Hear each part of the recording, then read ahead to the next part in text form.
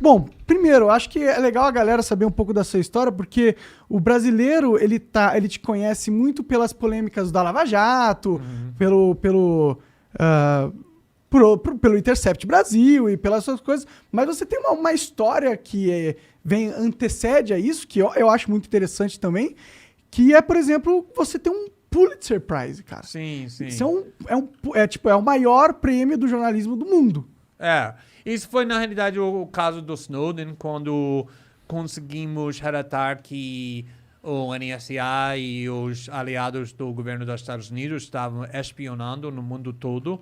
E eu fiz muito reportagem naquela época, foi 2013, 2014, aqui no Brasil, primeiro com o Globo, depois com o Fantástico. Acho que fiz 5, 6, 7 reportagens com o Fantástico, porque a grande parte da história é que como o NSA estava espionando muito contra as instituições brasileiras, a população brasileira, o presidente, a Dilma, o Dilma, o Petrobras. Então foi uma polêmica muito grande e aqui criou uma briga, na realidade, entre o governo Obama e o governo da Dilma. O Dilma foi forçado, desmarcou um jantar muito elegante e muito chique na Casa Branca naquela época, denunciou Obama na ONU. Disso. Então, foi uma polêmica global, mundial, porque os Estados Unidos estava espionando contra o mundo todo. E o Edward Snowden, você encontrou ele era um agente, informante da NSA, né? Ele trabalhava lá, na real, né? Ele trabalhava primeiro na CIA. Na realidade, ele queria lutar na guerra do Iraque, mas quebrou os 2 pernas quando ele estava treinando, então foi rejeitado. Ele foi para a CIA, trabalhava na CIA 2, 3 anos e depois foi para o NSA. E foi quando ele estava trabalhando no NSA, ele descobriu que a internet estava sendo destruído, mais ou menos, para o governo dos Estados Unidos, porque a ideia da internet sempre era que vai ser uma ferramenta não para os governos nem empresas grandes, mas para a população, para o povo, para ser livre do controle centralizado dos governos. Então, ele conseguiu descobrir que o NSA estava fazendo o oposto, usando a internet para espionando contra todo mundo, não só terroristas ou criminosos, mas populações inteiras, pessoas inocentes. E também o governo dos Estados Unidos, naquela época, estava mentindo sobre isso, a coisa que finalmente causou ele para decidir que ele vai arriscar a vida, e ele arriscou a vida dele para revelar essa informação. Ele é perseguido até hoje, né? Até hoje ele não consegue sair da Rússia, vai ficar na prisão do resto da vida dele. Que foi o cara que foi o pessoa mais maior do Segurança Nacional para o presidente Obama. E ele foi para o Senado em março de 2013. E ele foi perguntado por um senador: vocês estão espionando contra a população americana, está coletando dados sobre milhões de americanos. E ele ficou assim, ele disse: não, senhor, nós não fazemos isso. E na mão do Snowden naquela época era um arquivo enorme mostrando que eles ele faziam fazendo exatamente isso. E foi isso quando ele me disse: agora já era. Ele que te procurou? Ele me procurou, ele mandou um e-mail, obviamente não falando nada sobre ele, porque ele sabia que nós não sabemos, que tudo estava sendo espionado, tomando muito cuidado, e foi necessário criar uma clima da confiança entre ele e mim. Foi necessário que eu confio nele, porque eu não sabia se o governo estava tentando me provocar a cometer crimes. E ele não sabia se ele consegue me confiar. Ele era informante do governo também. Exatamente. E ele queria que criamos muita criptografia para comunicar. E finalmente, em maio, ele disse que eu tenho um pedido que vai ser estranho, mas é necessário, que eu preciso que você viajar para Hong Kong para me encontrar. E eu estava pensando, por que uma pessoa que trabalha no nível muito alto no governo americano, que tem acesso para documentos mais sensíveis, mais segredos, está no Hong Kong? E não consegui entender isso, ele não conseguiu explicar, porque ele não confiou na nossa comunicação, mas ele me mandou documentos, talvez 30, 40, que foi os documentos mais segredos no parte do governo mais sigiloso, os mais segredo do governo mais poderoso no mundo, que foi chocados. Só esses documentos. E ele disse, só 30 ou 40, eu tenho milhares ou milhões de documentos mais para te dar, mas tem que viajar para Hong Kong. E o próximo dia, eu liguei para meu editor, estou indo para Hong Kong. Porque não era uma questão mais. E viajei para Hong Kong. Naquele momento, o que deve ter passado na sua mente? Você falou, caralho, eu tô lidando com uma conspiração governamental mundial. Você tinha noção disso? Eu sabia que, olha, a CIA não brinca. Todo mundo sabe disso. A CIA mata pessoas. A CIA faz qualquer coisa que eles precisam fazer para impedir pessoas que estão desafiando eles. Então, eu sabia, você não pode vazar os documentos mais segredos do governo mais poderoso no mundo sem risco. Mas eu entrei em jornalismo não para relatar sobre ou chuva ou esportes, mas para desafiar os facções mais poderosos. E quando ele... Na realidade, quem me inspirou é o fato que ele tinha 29 anos, com uma carreira com muito sucesso, ganhando dinheiro, tinha uma namorada muito linda que ama ele, que ele ama, mas ele queria arriscar tudo porque ele sentia uma obrigação. E quando eu estava vendo isso, para mim não tinha mais uma escola. Porque se ele está fazendo isso, como eu consegui recusar? Conectou com algo dentro de você que você tem também. Sim, exatamente. Essa a coragem que ele mostrou era E uma contagiosa. indignação também, né? Oi? E uma indignação, ele ficou indignado, né? Ele não conseguiu aceitar aquele fato calado. Não, exatamente. Imagina ficando o resto da sua vida sabendo que você tem a oportunidade para mostrar a verdade, que o mundo tem o direito de saber, mas você não faz porque você não tinha coragem. Seria horrível. Na realidade, indo para a prisão seria melhor do que ficando o resto da sua vida sabendo que você tinha essa covardia. Sim, você perpetuou uma espionagem em massa da própria população, da própria família.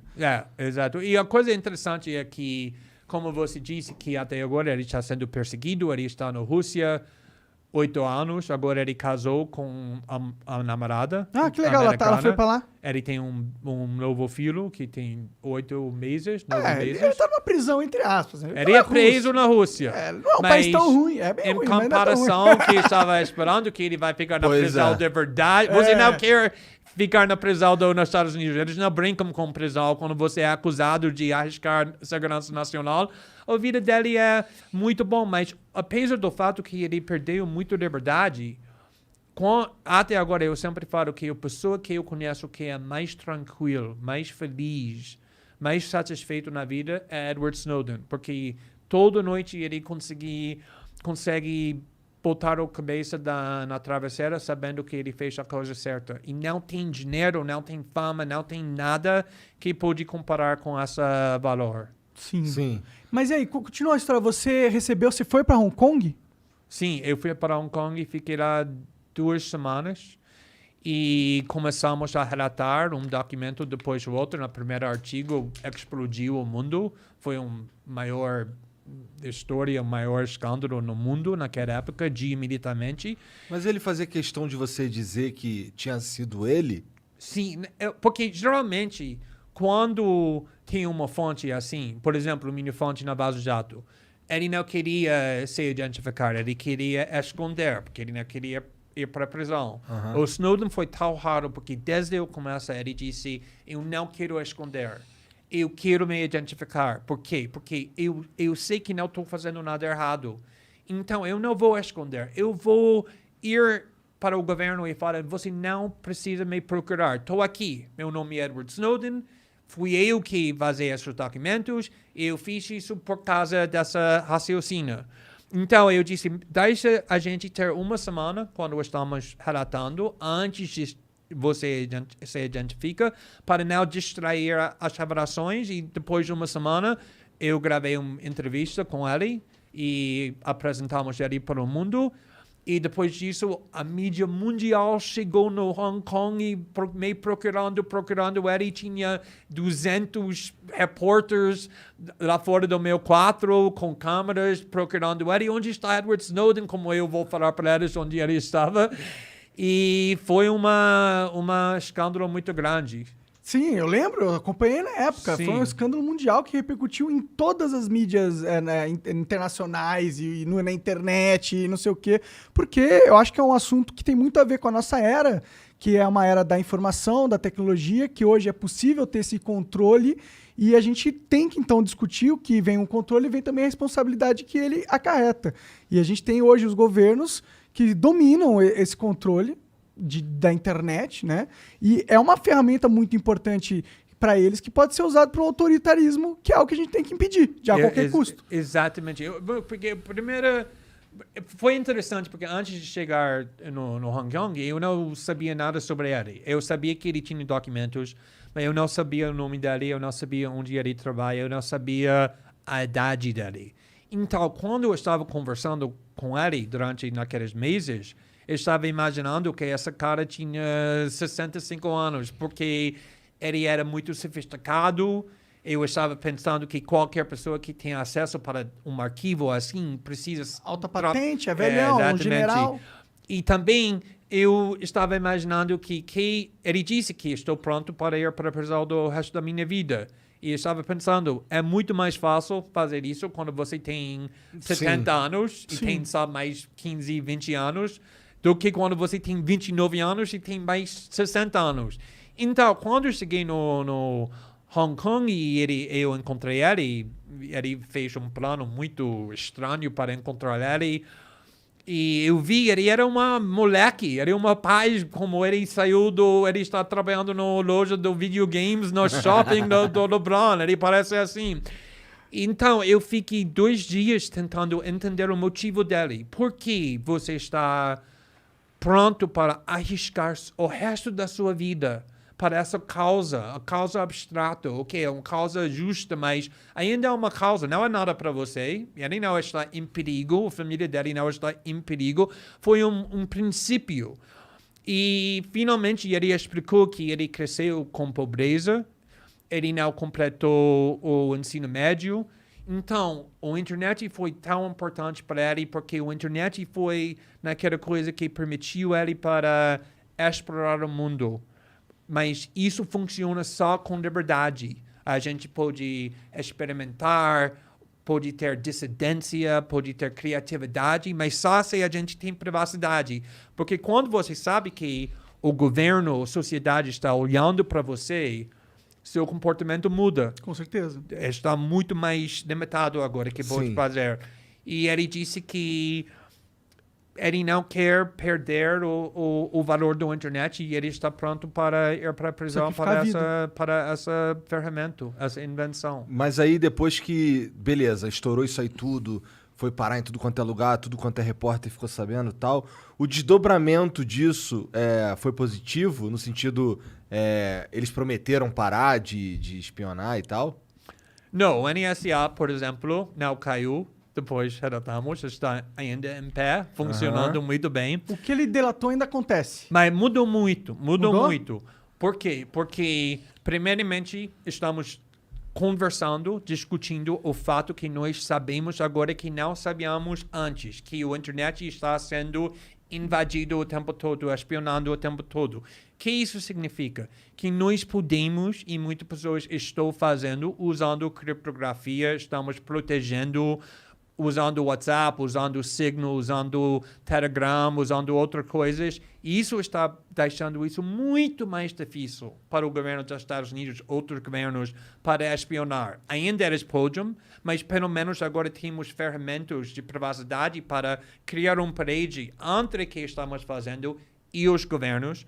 Também mudou muito o relacionamento entre países, como pessoas estavam pensando sobre Barack Obama, o governo do Obama, o papel dos Estados Unidos no mundo, o papel do jornalismo. Mudou muito esse pensamento. Então, é muito mais difícil para o governo. Naquela época, eles conseguiram fazer qualquer coisa que eles queriam. E a coisa mais importante é que uma das coisas que conseguimos revelar é que o Facebook, o Google, o Apple estava dando todos os seus dados para o governo. Ninguém sabia. Agora, depois da nossa reportagem, todo mundo sabia. E por causa disso, o Facebook e o Google sempre precisa Avisar provar. Olha, estamos protegendo. Agora temos WhatsApp. O WhatsApp tem criptografia para esse lado. Não Virou um pode... marketing positivo você ser contra a vigilância do Estado. Sim, mas não é só marketing, porque se é só marketing, todo mundo sabe, isso é falso. Eles têm que provar que tem ferramentas de privacidade. E isso melhorou também muito. Sim, porque agora é uma vantagem competitiva você proteger o seu cliente do Estado. Exatamente. O Facebook fala, não, porque o medo do Facebook era que se eles não provassem que eles estão protegendo os seus dados, você vai usar a rede social da Alemanha, o Coreia do Sul, o brasileiro, prometendo, Facebook está dando todos os seus dados para o governo, mas nós não fazemos, usa nós. E eles tinham muito medo que vai perder uma geração inteira e talvez como ficar MySpace, que não existe mais, que era gigante. Então, isso mudou muito o comportamento das empresas grandes.